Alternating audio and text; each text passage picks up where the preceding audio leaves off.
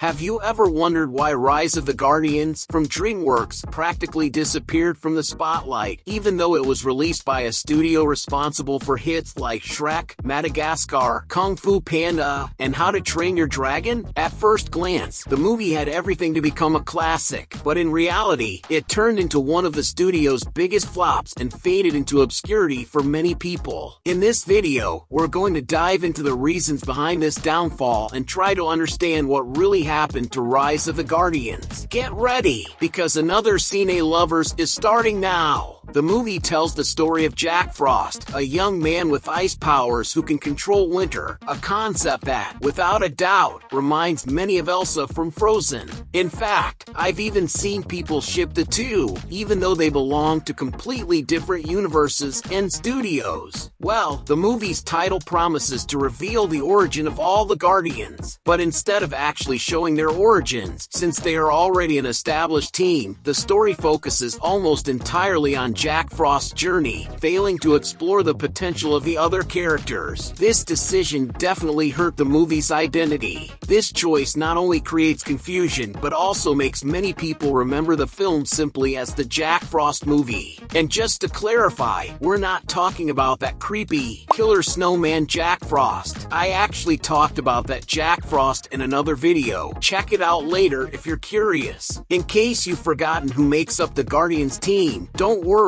I'll remind you now. One of the most interesting characters is Santa Claus. We've always imagined that he only works once a year, but in this movie, he shows that he actually works all year round, protecting children in ways we never imagined, so don't judge Santa. Besides him, we have the Tooth Fairy and the Easter Bunny, who join the team to create this fantastic universe. And of course, we can't forget about the Sandman. These classic characters together had all the potential to form a rich and detailed universe, one that could have led to multiple sequels and spin-offs. Unfortunately, that didn't happen. Another important aspect to highlight is the film's villain, known as Pitch Black. He acts as a kind of boogeyman, representing children's nightmares and fears. By the way, I made a video about the greatest DreamWorks villains, where I go into more detail about this character. Check it out later. A crucial factor in Rise of the Guardians' failure was the marketing strategy adopted by DreamWorks. The movie had a budget of around $145 million and grossed approximately $306.9 million at the box office. But you might be wondering, if the movie made its money back, why was this one of the reasons for its downfall? Well, Cine Lovers, it's because DreamWorks invested heavily in the film's marketing. And due to those marketing expenses, they ended up losing about $87 million,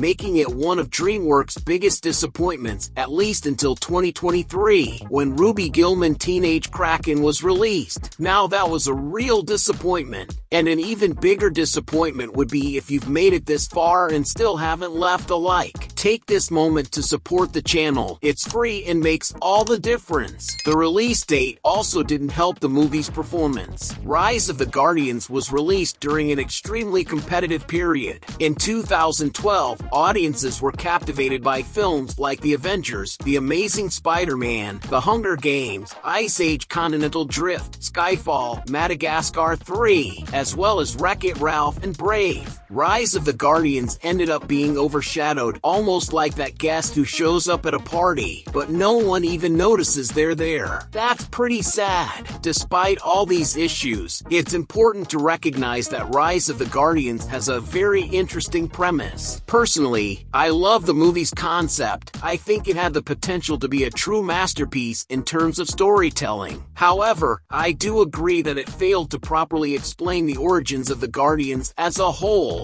Now, what you might not know is that the film is actually inspired by the books by William Joyce. The idea came from a simple but intriguing question asked by his daughter. "Dad, does Santa Claus know the Easter Bunny?" That curiosity led to the creation of a universe where traditional childhood fantasy characters became heroes, protecting kids from their fears. It's worth mentioning that William Joyce also wrote the book Meet the Robinsons 2000s, which inspired the Disney film, showing his talent for creating rich and imaginative worlds. There are actually 6 books that tell the origin stories of each Guardian, so the lore was there. They just couldn't fit all those details into the movie. I'm leaving a link in the description and the pinned comment for you to check out the books. A sequel was even considered after the first movie's release, but due to all these setbacks, it was shelved. Who knows? Maybe one day DreamWorks will give the franchise another chance. I totally support that. They could adapt each of the books into individual movies, kind of like what happened with the Avengers, where each character had their own film before coming together. But if they ever do decide to make a second movie, they'd better think carefully, because DreamWorks has already canceled several films, some of which were nearly finished. Here, I break down all of them in detail, and on this side, I've got a full playlist with tons of videos about DreamWorks movies. Click on them. Thank you so much for watching, and I'll see you in the next Cine Lovers.